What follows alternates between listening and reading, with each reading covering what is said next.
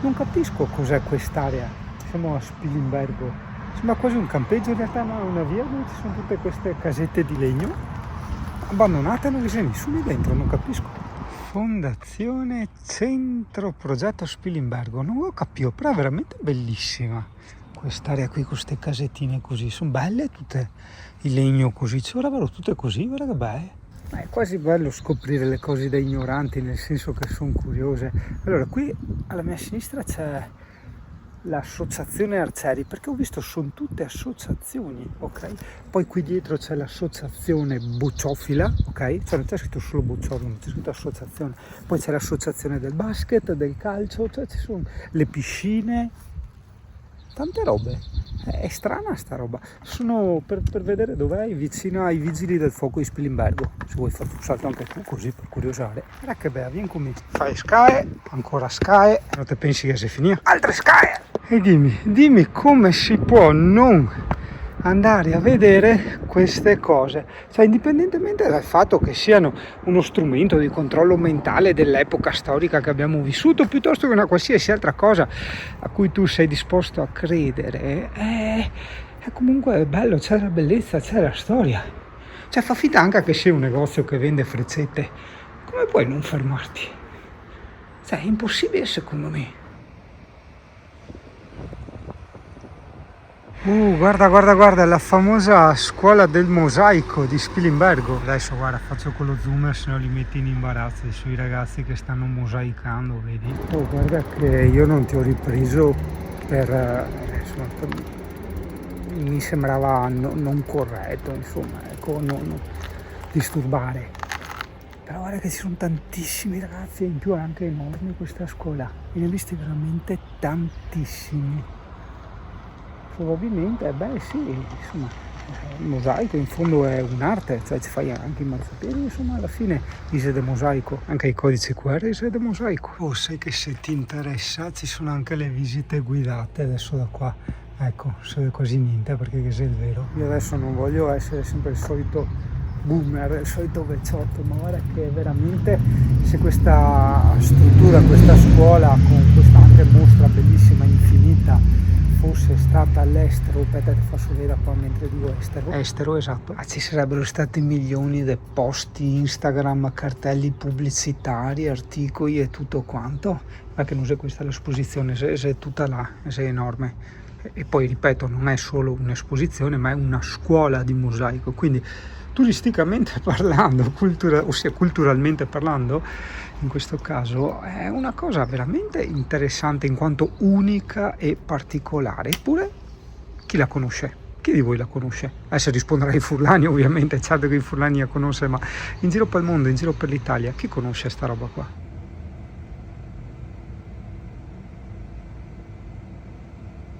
Che forte, ora questa che ha fatto a casetta in montagna.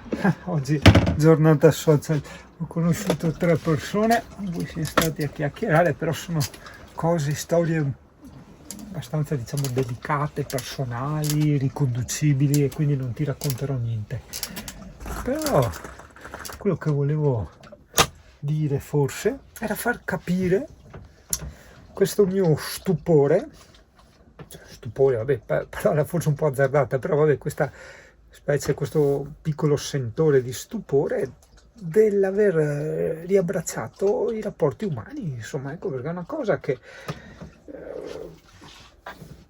pure io ho quasi dimenticato, perché vuoi un po' il lavoro, vuoi un po' tante cose, diciamo che il tempo non basta mai. Perché il tempo non basta mai? Perché viviamo in quest'epoca, lascia stare il lavoro eccetera, ma anche in quest'epoca di conoscenza collettiva, un po'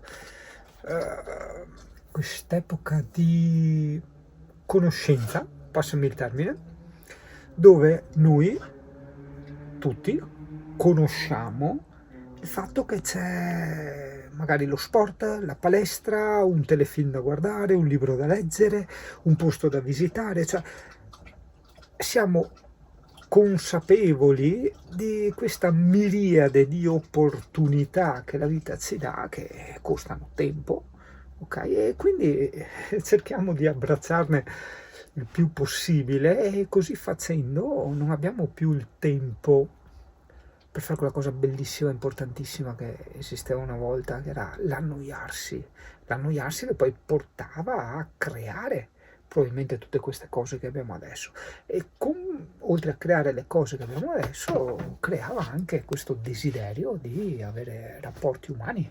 Non rapporti umani nel senso rapporti sessuali, rapporti umani nel senso del desiderio di conoscere gli altri, interagire con gli altri. Questo CP non sempre piace essere coccolato. Questo CP ha il bisogno di sentire la tua presenza. Cioè no tua, chi sei tutti? Dai, scherzi a parte. La mia presenza, nel senso che è una storia fra me e lei, no? Hai capito? Fra l'essere umano Singano e l'essere canide CP, ok? E lei è così, vedi? Non è che ama tanto il contatto fisico, però ha la necessità di avermi in mezzo ai coglioni. Ho appena detto però che non volevi i contatti fisici, CP.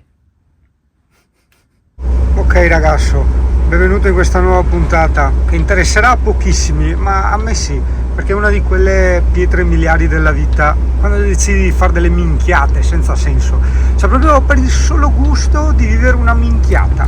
Allora la minchiata di oggi, o meglio di domani, di sabato, sarà che io e Thomas, in teoria anche Omar del canale Un Posticino, prendiamo il treno da Gemona del Friuli. Con il diluvio andremo a Tarvisio e sempre con il diluvio ci faremo 80 km di ritorno. Basta, niente, non ha senso, però forse anche la bellezza di questo non senso stupido a dare emozione a questa specie di avventura. Eccoci qua, questa è l'area camper di Gemona del Friuli, è gratuita il carico e lo scarico, non ti puntino niente perché avevamo già fatto Gemona del Friuli, quindi come sempre apri YouTube e cerchi le puntine del mondo, spazio Gemona. Oh là, bellissima vista panoramica, aggiudicato. IHPS. Guarda, anche ste avete visto sta specie di area camper, guarda. Oggi abito a Gemona, sono un gemonese. Bellissimo, c'è questo cartellone digitale che gira mostrando tutti gli eventi, c'è anche il calendario del mercato e tanta roba, veramente.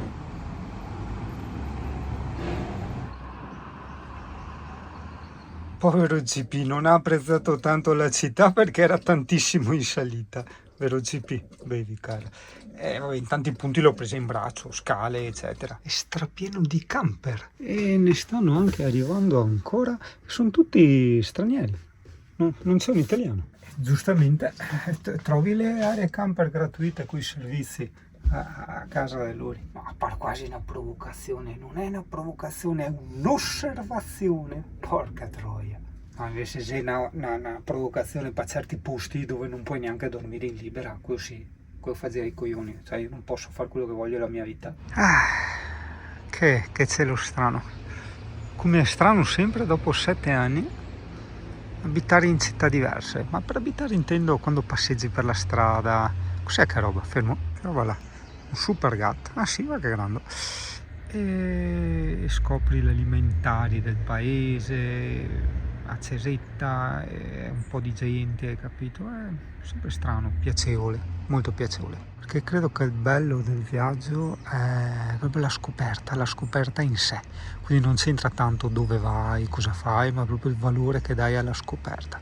Quasi una frase intortata, effettivamente sì, andrebbe spiegata perché detta così è difficile da cogliere. Dio grafico, guarda come basta un semplice font a cambiare tutto l'aspetto della facciata. Wow!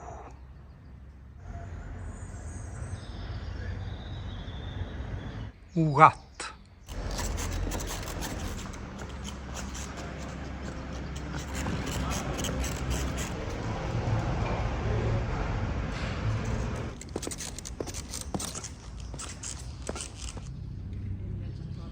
Numero 1 Thomas, che avevo a lavare i K-Way, che ho 2 K-Way e tutti e 2 a lavare da mia nonna, hai capito? E lui passerà per il mio paesino a prenderli. Nel frattempo Io mi sto già preparando per evitare dimenticanze, tutti gli accessori, le cosine, per fare questa grandissima stupidata. Esatto, sì.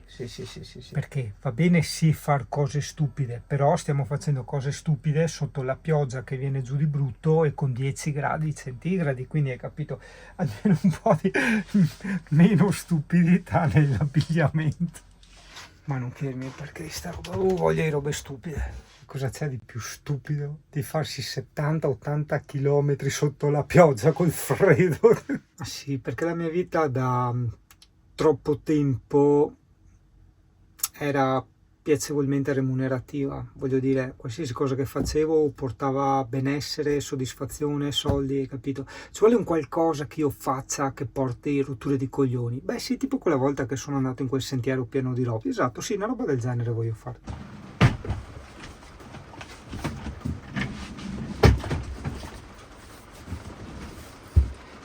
Prima di andare a fare la cosa stupida, che sarà domani, non oggi, voglio farti entrare in questo momento e farti ricollegare a tutte quelle volte che io e tantissimi altri proviamo a spiegare che la felicità non è assolutamente avere i soldi, girare il mondo, avere ragazze bellissime e tutte quelle minchiate lì che ti propone la società di consumo. Una volta uscito da questa buca potrai scoprire che la tua felicità è relativa, cioè va a giornate, ok? Ha i suoi umori. Per assurdo, Singano, sarei io, oggi con la pioggia desidera studiare, cioè è assurdo. Questo è il mio vero desiderio, hai capito? Cioè di questo momento. Tu mi dirai è impossibile. Ci vogliono anni per arrivare a questi punti, a questi traguardi. Anni di esperimenti. Cosa sono questi esperimenti? Ma semplicemente forse a volte non serve neanche sperimentare, ossia creare attivamente degli esperimenti, ma semplicemente lasciar scorrere la vita, però osservandola. Avrai osservato quante volte sei andato a compleanni, a cene, a uscite, via discorrendo, perché era sabato sera, perché c'era questa festa, o il Capodanno, il Natale, quello che vuoi, e ovviamente non sempre, ovviamente non per tutti, ma qualche volta per qualcuno, queste cose che noi siamo portati a vedere come cose belle, come premi, ok? In realtà erano delle rotture di balle, ok, diciamola così, quindi delle cose da fare, quindi un peso che si è aggiunto al peso della nostra vita, hai capito? Non una cosa che ci ha risollevato, magari la cosa che si poteva risollevare, faccio esempi stupidi, cioè inventati, infondati, poteva essere, non so, giocare alla PlayStation, piuttosto che farsi una passeggiata, piuttosto che andarsi a buttare col paracadute, cioè capisci?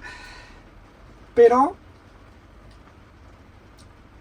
forse potevo scegliere anche degli esempi un po' migliori, però tutte quelle alternative che potrebbero combaciare con il tuo stato di benessere non sono contemplate nell'elenco delle possibilità offerte dalla società, hai capito? Quindi tu cerchi e non trovi mai quello che ti può far felice. Se non sei un grande osservatore, ti posso consigliare allora di provare, cioè nel limite del possibile, magari buttate solo da un burone, no, però vedi, tipo io anche adesso ho detto, ma siccome sto facendo una roba stupida, però volevo provare la stupidità di fare un giro di 70 km o 80, non mi ricordo, col freddo, perché saranno 10 gradi, sotto la pioggia che viene giù a diluvio, ok, in montagna. Ho detto, voglio provare a fare sta roba qua.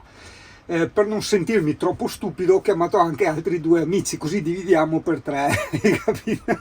No, scherzi a parte, seguimi perché la vita è corta, è brevissima, cioè bisogna provare tutte le stradine, ok? Magari non tutti sanno che i sucoi, che sarebbero le zucchine, si possono anche mangiare lì, cioè si possono anche mangiare. Poi io le taglio a cubetti piccoli perché non siano stomacose, le faccio soffriggere nell'olio con le spezie, va bene anche quelle da carne e da patate, no? Sai, l'insaporitore già pronto, e poi gli metto della farina di riso e faccio girare, poi altra farina di riso, faccio girare, così arrivano un po' in pastella, diciamo. Dimmi, Ami, apprezzi l'odore della mia carbonara? Ah, lo apprezzi?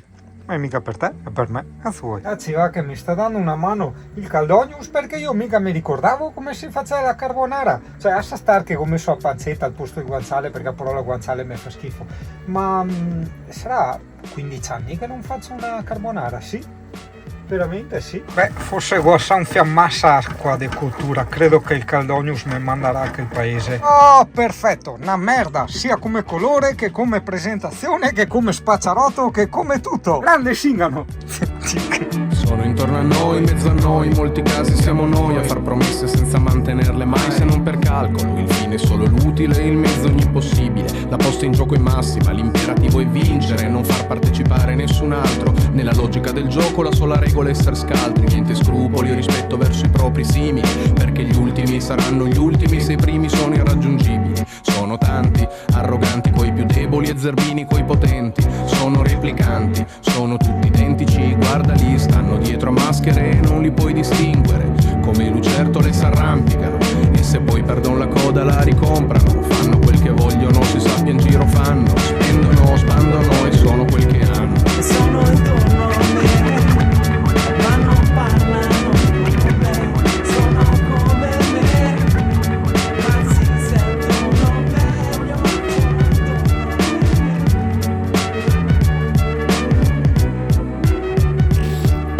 Sono intorno a noi, in mezzo a noi, in molti casi siamo noi a far promesse senza mantenerle mai, se non per calcolo. Il fine è solo l'utile, il mezzo ogni possibile. La posta in gioco è massima, l'imperativo è vincere, non far partecipare nessun altro. Nella logica del gioco la sola regola è essere scaltri, niente scrupoli o rispetto verso i propri simili, perché gli ultimi saranno gli ultimi se i primi sono irraggiungibili. Sono tanti, arroganti coi più deboli e zerbini coi potenti. Sono replicanti, sono tutti identici, guardali, stanno dietro a maschere e non li puoi distinguere. Come lucertole s'arrampicano e se poi perdono la coda la ricomprano. Fanno quel che vogliono, si sappia in giro fanno, spendono, spandono e sono quel che hanno. E sono intorno a me, ma non parlano con me. Sono come me, ma si sentono meglio. Sono intorno a me, ma non parlano con me.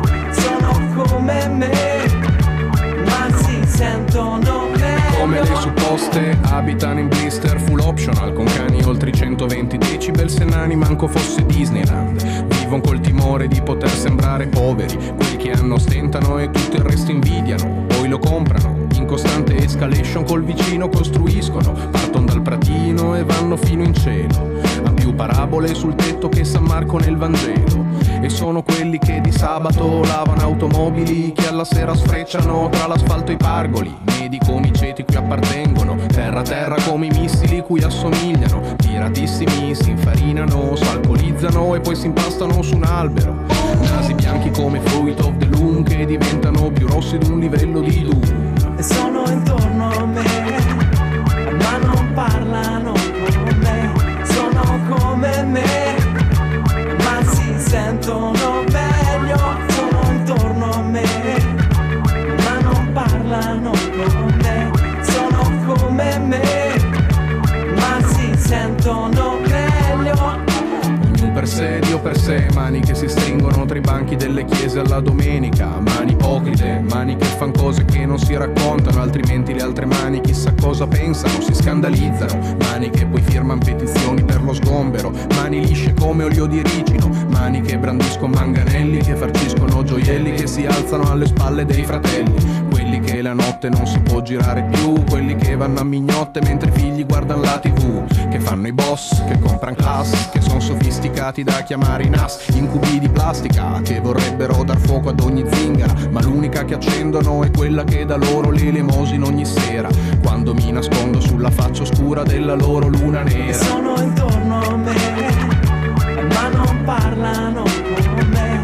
Sono come me, ma si sentono meglio. Sono intorno a me, ma non parlano con me. Sono come me, ma si sentono meglio. E sono intorno a me,